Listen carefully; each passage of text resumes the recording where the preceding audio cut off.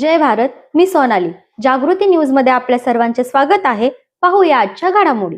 महाराष्ट्रात वंचित बहुजन आघाडीच्या महानगरपालिका निवडणुकीसाठी निवडणूक लढवत असलेल्या उमेदवारांसाठी ॲडव्होकेट बाळासाहेब आंबेडकर, सुजात आंबेडकर, अंजलीताई आंबेडकर जोरदार प्रचार करताना आपण बघतोय. पिंपरी चिंचवडमध्येही वंचित बहुजन आघाडीच्या वतीने पुरस्कृत करण्यात आलेल्या उमेदवारांसाठीही शहराध्यक्ष नितीन गवळी यांनी वेगवेगळे कार्यक्रम घेऊन हे उमेदवार वंचित बहुजन आघाडीच्या उमेदवारांबरोबरच हे पुरस्कृत उमेदवार कसे निवडून येतील यासाठी जोरदार प्रयत्न सुरू केला आहे. काय सांगाल रेखाताई माने यांनी आज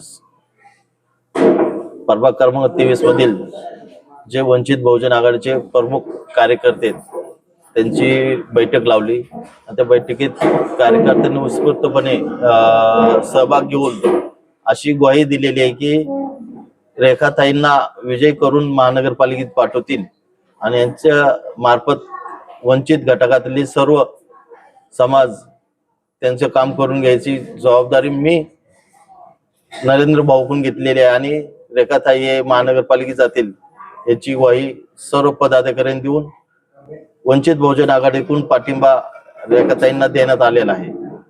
शहराध्यक्ष वंचित बहुजन आघाडीची सध्या काय परिस्थिती, किती उमेदवार काय परिस्थिती?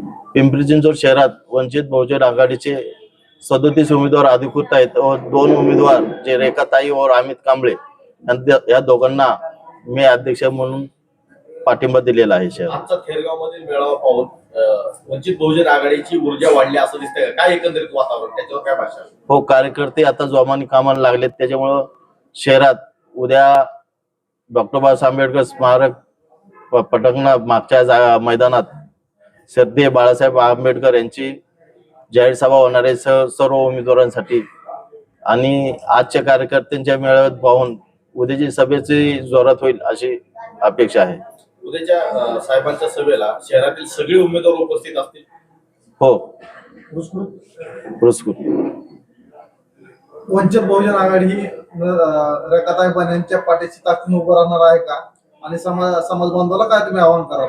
रेखाताईंच्या पाठीशी अशी ग्वाही दिलेली मी स्वतः कधीही ताईंनी आवाज द्यावा त्या ठिकाणी आम्ही कार्यकर्ते उपस्थित राहून त्यांची ताकद वाढवू आणि कार्यकर्त्यांना एवढंच आव्हान आहे ज्यांनी घडून आता किमान 5 ते 6 दिवस राहिले. या 6 दिवसात रेखाताईंचा कसा आपल्याला कपाट हे चिन्ह आपलं वंचित बहुजन आघाडीचं कपाट चिन्ह आहे हे पोचवावं एवढी त्यांना विनंती करत आहे. सर्वांचा उत्साह पाहून 100% वाटतं की वंचित बहुजन आघाडीचा नगरसेवक पालिकेमध्ये 100% जाणार. कारण का सर्वजण म्हणजे स्वतःहून माझ्यासाठी झटतात ते आणि तू आजचा म्हणजे आज एवढं सगळे जरी आज कामामुळे प्रत्येक जण आलं नाहीये पण जवळजवळ इथे ना 450 कुटुंब आहे आपलं.